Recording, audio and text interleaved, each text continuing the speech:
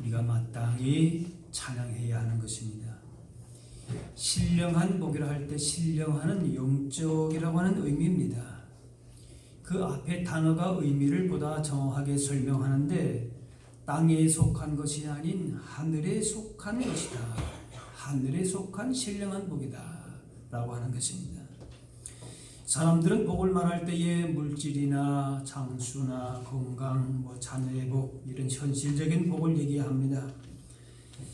하지만 신령한 복은 이런 것과는 다릅니다. 신령한 복이 이런 세상의 현실적인 물질적인 복이라고 하면은 우리 신앙이 혼동에 빠질 수가 있습니다. 왠가 하면은 예수 믿었다고 다 부자가 되고 건강하고 오래 살고 그렇지 않거든요.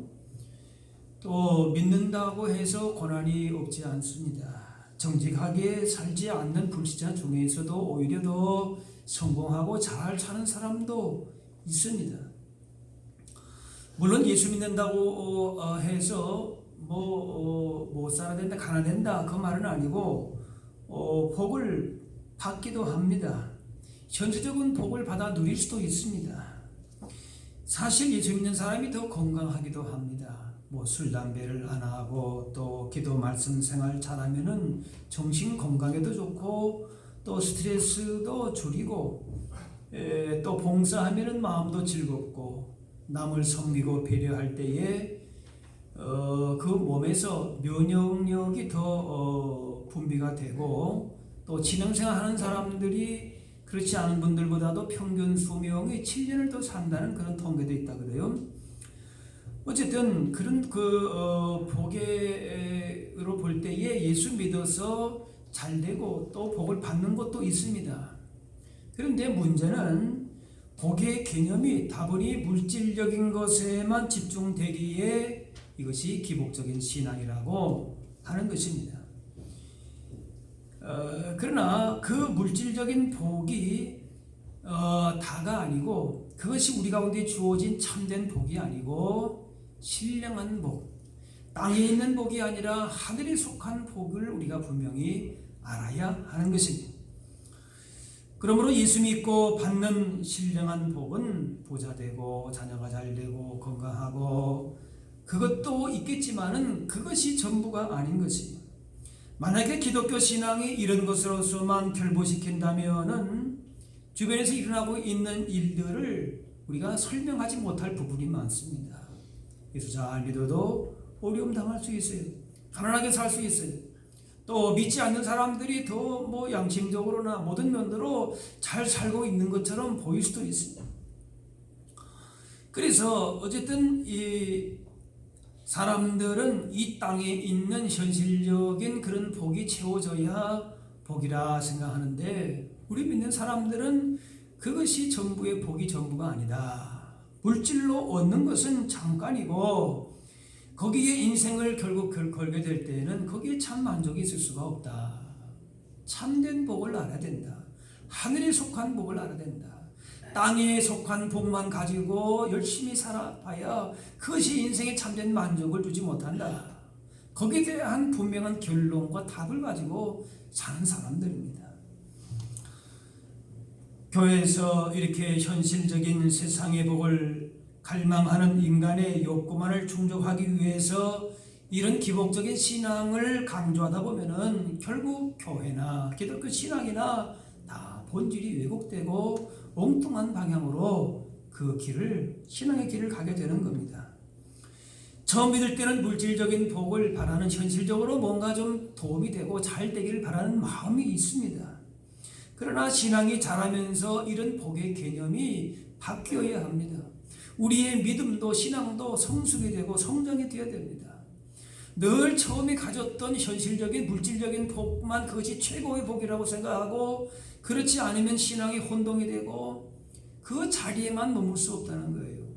성장을 해야 돼요. 하나님께서 본래 우리 가운데 주시고자 하시는 복이 뭔가 이 땅에 속한 것이 아니고 하늘에 속한 것이고 영적인 것이고 보이지 않는 것인데 거기에 우리가 목표를 두고 우리가 신앙생활을 해야 되지 않겠느냐라고 하는 것입니다. 요한 3서 보면은 내 영혼이 잘된 같이 내가 범사에 잘되고 강건하기를 내가 간구한다 그랬습니다. 영혼이 잘 되는 것이 우리의 믿음이 먼저 견고하게 세워지는 그것이 먼저 우선이다라고 하는 거예요. 그리고 그 다음에 범사가 잘 되고 강건하다라고 하는 거예요. 그런데 우리의 실패는 뭔가 하면은 이 우선순위가 바뀌는 거예요. 하나님 안 섬긴다 그건 아닌데, 하나님도 섬기긴 섬기지만은 먼저 우리가 우선적인 추구하는 그 목표나 지향점이 어떤가 하면은 내가 잘 되는 거예요. 내가 강건한 거예요. 그것이 먼저인 것이. 범사가 잘 되고 강건한 것이 우선되기 때문에 영혼이 잘 되고 믿음이 잘 되는 것은 한참 뒤에 있는 것이. 우리가 여기서 함정에 빠지는 겁니다. 물질보다 하나님이 더 소중하죠. 마치 이것은 결혼했는데 물질을 보고 결혼한 사람이 있는가 반면에 사랑 때문에 결혼한 사람의 그 차이라고 볼 수 있어요. 처음에는 상대방의 외모나 뭐 가지고 있는 배경이나 뭐 재산 학벌 그건 눈에 들어오겠지요. 그러나 오랫동안 사귄 다음에도 계속 그 가진 그 사람의 그 무엇만 가지고 거기에 의해서 사람을 사랑하고 판단한다. 그러면 그 사람 오래 가지를 못하죠. 잠깐 좋은 집, 좋은 차, 또 좋은 외모 그게 얼마나 가겠습니까? 거기에는 한계가 있어요. 만족감이 없어요.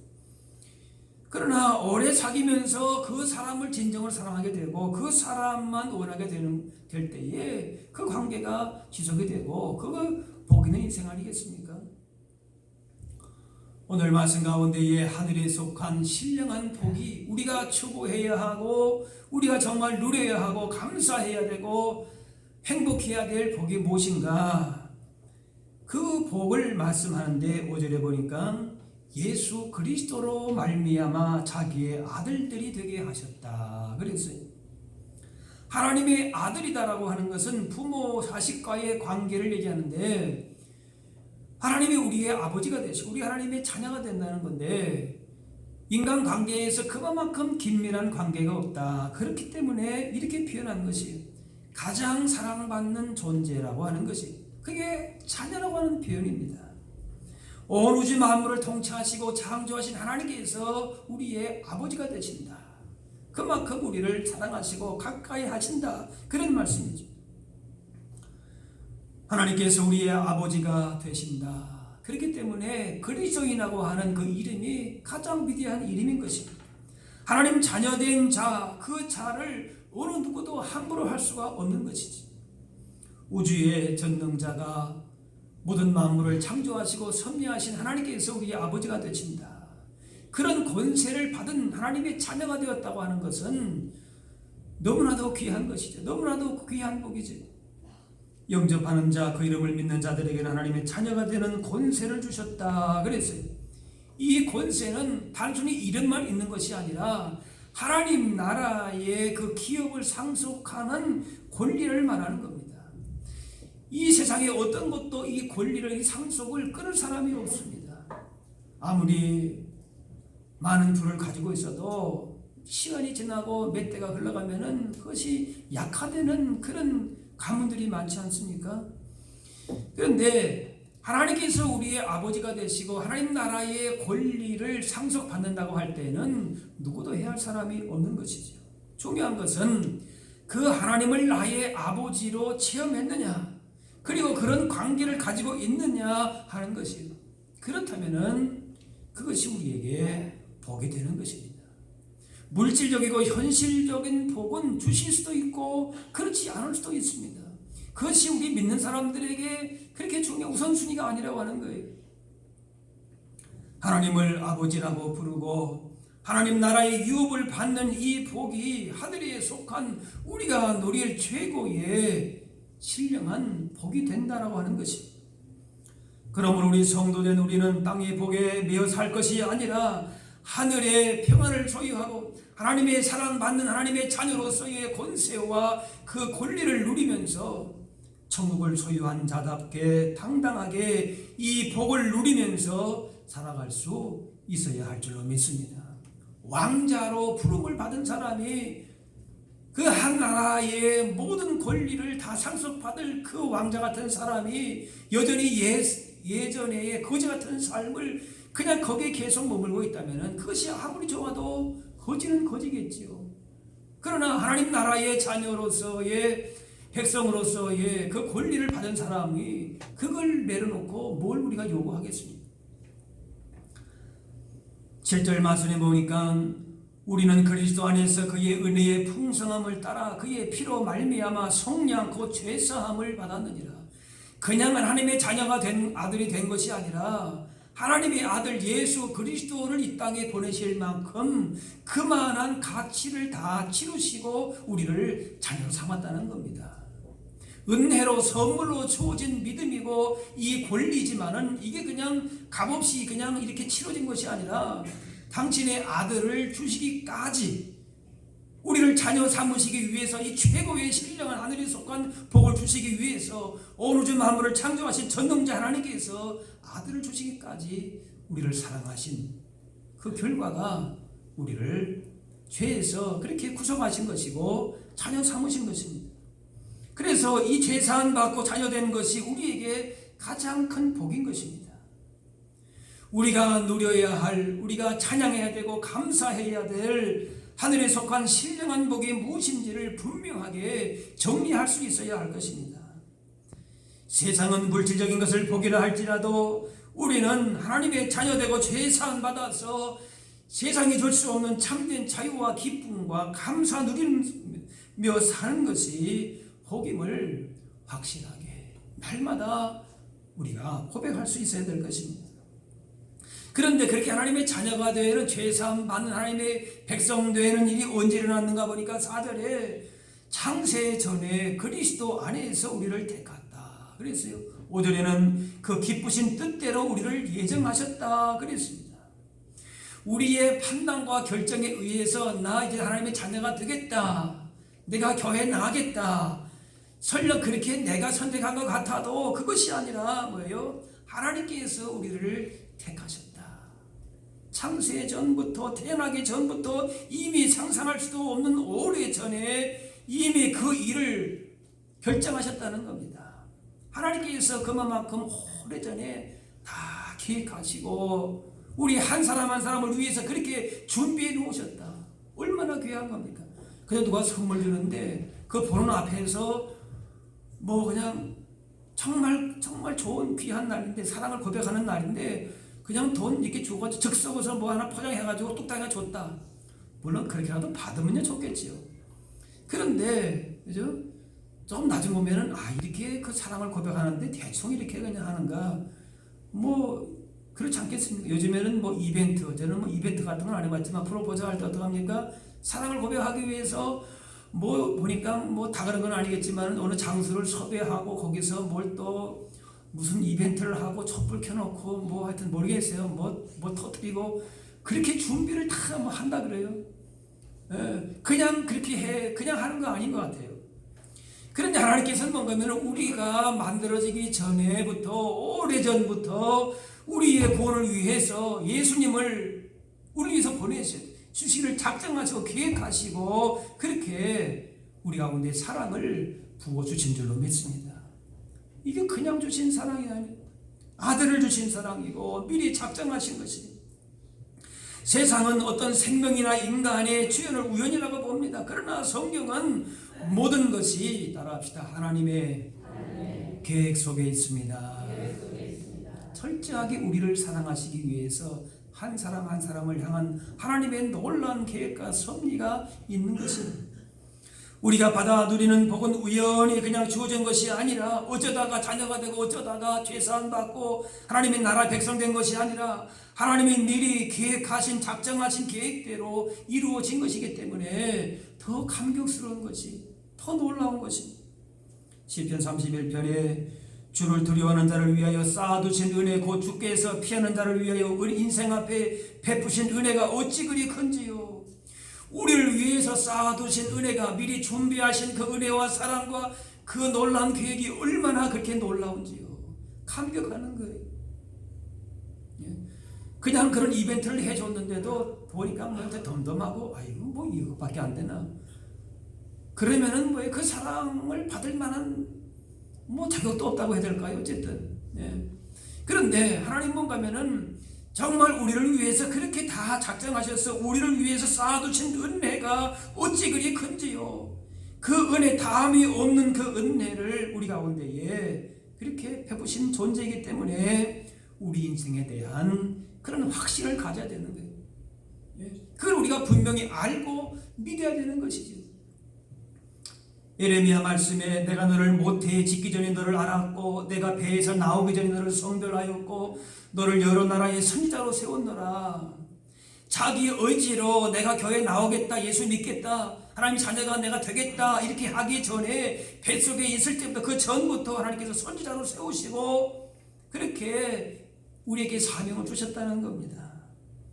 이런 자기 인생에 대한 강한 확신이 있어야 되는 것이죠. 이런 우리에게 주신 믿음에 대한 강한 프라이드가 있어야 되는 것이지요.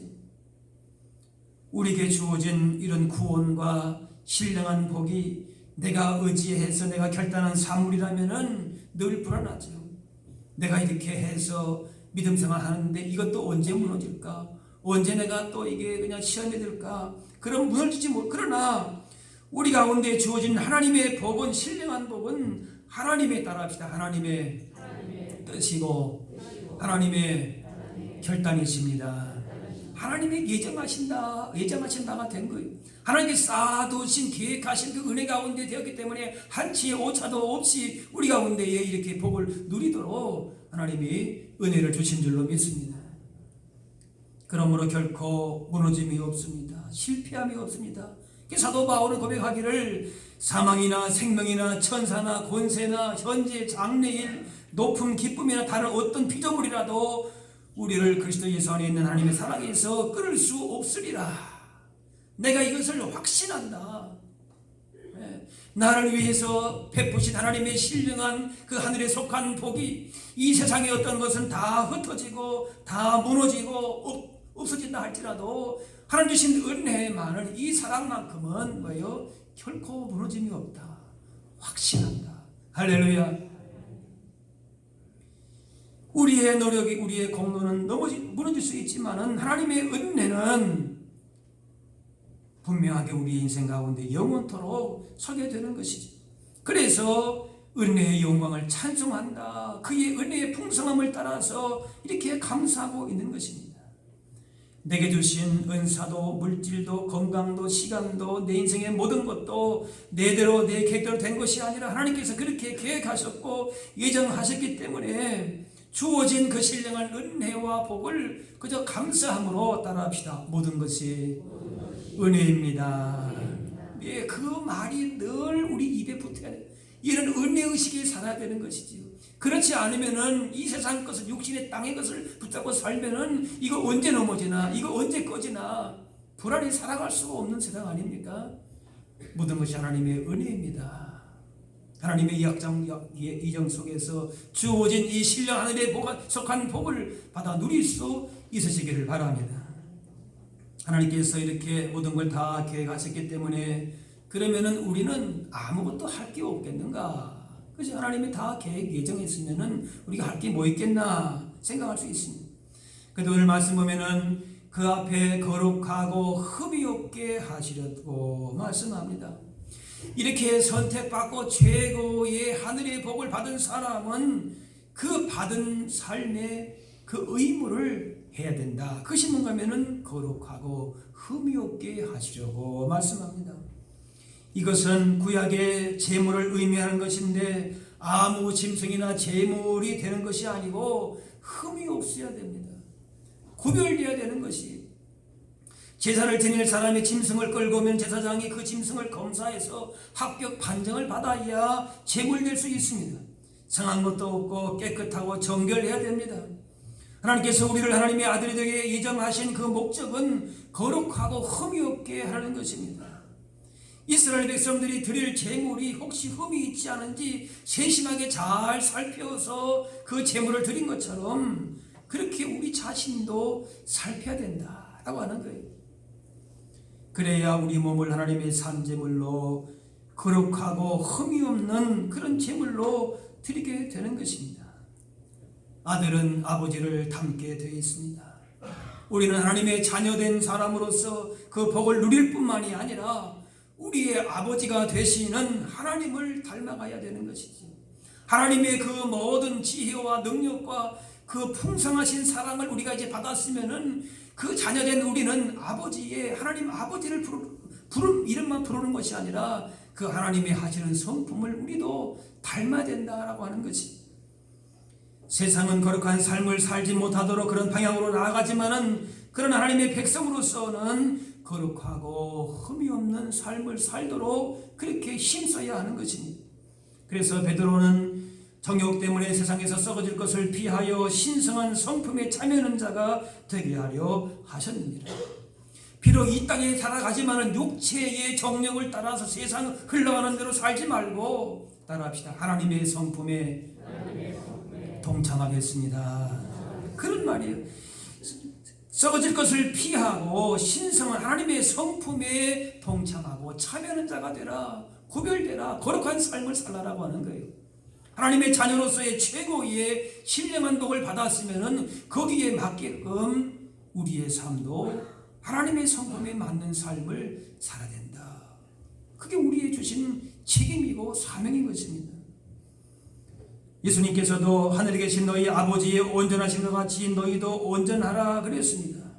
하나님께서 크시고 놀라우신 분인 것처럼 우리의 생각과 마음도 그렇게 커야 하는 것이, 하나님이 사랑하신 것처럼 우리도 사랑으로 충만해야 되고, 하나님께서 거짓을 미워하고 진리를 진리신 것처럼 우리도 진리의 사람이 되어야 되는 것이죠.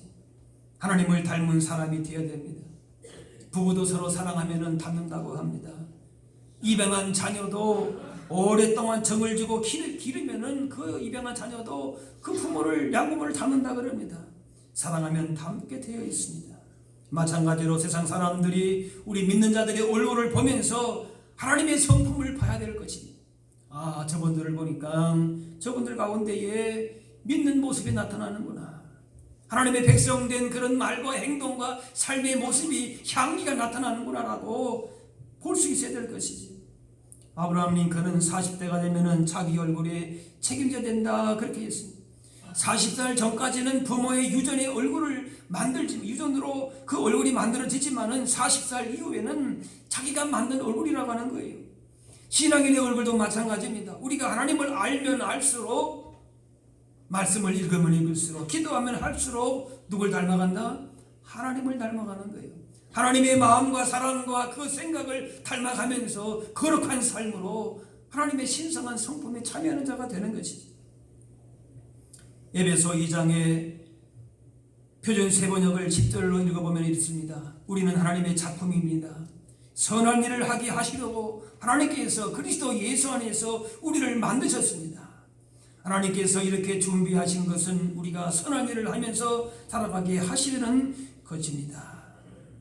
하나님의 작품된 우리들이 거룩하고 흠이 없이 하나님의 영광을 드러내며 사는 것이 아름답고 복된 삶이고 우리를 택하신 목적이 그것입니다. 우리의 신앙이나 인격이 점점 나아져야 될 것입니다. 어제보다 오늘보다는 내일이 더 나아져야 될 것이요, 세상의 현실적인 욕심의 그런 복만을 추구하는 그런 썩어질 것에 우리 마음과 생각을 집중할 것이 아니라 하나님의 마음, 하나님의 자녀된 거룩한 삶을 추구하고 하나님을 닮아가는 데에 우리 삶의 목표가 정해져야 한다라고 하는 것입니다. 나이가 들어가면서 백발이 멸류관이 되어야 된다 말씀합니다. 세월이 갈수록 더 완고해지고 고집스러워지고 급하게지지 말아야 할 것입니다. 하나님의 자녀답게 날이 갈수록 그 백발이 머리가 세워짐에 따라서 그것이 멸류관이 되고 하나님 앞에 귀한 복이 되어야 할 것입니다. 구원받고 복 받았다고 해서 세상 것에 만족하며 사는 것은 하나님 부르신 목적에 결코 맞지 않습니다. 우리를 택하여 부르신 목적은 세상의 성공과 복만 받게 되는 데 있지 않습니다. 오늘 말씀대로 하늘에 속한 신령한 복을 주시는 이유는 우리로 하여금 거기에 맞는 거룩한 삶을, 하나님 나라의 가치를 가지고 살아갈 데에 부르심이 있는 것입니다. 세상에 유명한 사람, 성공한 사람, 건강한 사람, 지식 있는 사람, 권세 있는 사람이 하나님 나라의 사람이 아닙니다. 신령한 복을 받아 누리고 있다면 지금 우리는 무엇을 구하고 있는가라고 하는 것입니다. 성도라고 하는 이름에 걸맞는 성도 무엇입니까? 하나님의 거룩한 사람들이라고 하는 말 아닙니까? 그렇다면 거룩함의 열망을 가지고 하나님을 닮고자 하는 그런 마음을 가지고 하나님의 거룩하심을 이 땅 가운데 이루어낼 수 있는 그 이름에 걸맞는 하나님의 백성으로 살아갈 수 있어야 할 것입니다. 해와 공기와 물과 바람과 이런 일상적인 복은 모든 인류에게 허락하지만은 이 하나님 나라의 자녀로 백성으로 살아가는 이 신령한 복은 오직 그리스도인에게만 주어집니다. 성도에게만 주어진 특별한 은혜입니다.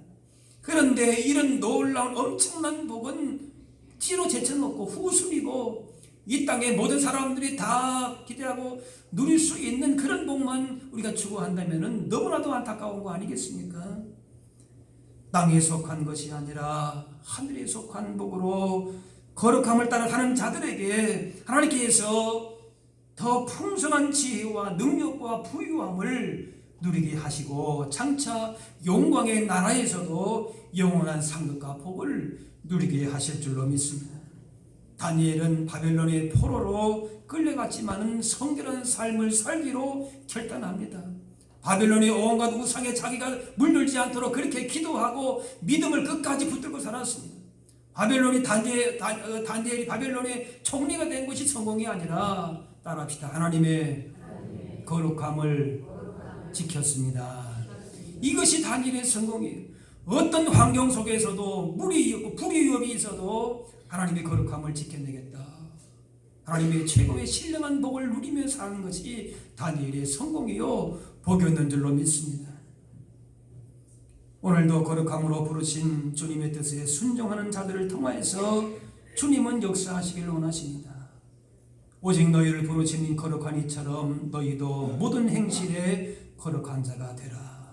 하나님께서 이스라엘 출애굽한 목적도 노예로서 고통받는 것을 해결하고 가나안 땅에서 잘 먹고 잘 살아라 그것이 아니고 그들로 하여금 하나님께만 도와주시는 신령한 복을 받아 누릴 수 있는 거룩한 백성으로 그렇게 불러주신 것입니다. 우리는 이 땅의 세속적인 가치관과 잘못된 풍조로부터 자신을 분명하게 구별해야 할 것입니다. 하나님께 속한 자로 하늘에 속한 삶의 방식을 따라서 구별된 삶을 살아야 될 것입니다. 우리에게 이미 하늘에 속한 신령한 복을 주셨습니다. 이제 그 받은 복에 합당한 자들로 살아야 할 것입니다. 이러한 복을 우리 가운데 주셨기 때문에 날마다 하나님 앞에 감사하며 찬양하며 6절 말씀에 우리에게 그저 주시는 바 그의 은혜의 영광을 찬송하게 하라는 것이라. 주신 은혜를 귀하게 여기고 감사하며 그 은혜 가운데 날마다 주님을 증거하면서 우리를 창조하시고 구원하신 이 이유도 이 놀라운 은혜와 복을 찬송하며 증거하도록 그렇게 우리를 만드시고 구원해 주셨습니다. 이제 이 신령한 복을 날마다 기억하면서 세상 것에 우리의 믿음과 삶이 흔들리거나 치우치지 말고 주신 이 복을 날마다 기쁨과 감사함으로 하나님만을 높이면서 이 땅 가운데에서 거룩하고 복 있는 인생을 살아갈 수 있는 우리 모두가 될 수 있기를 주의 이름으로 축원합니다. 기도하겠습니다. 사랑의 아버지 하나님,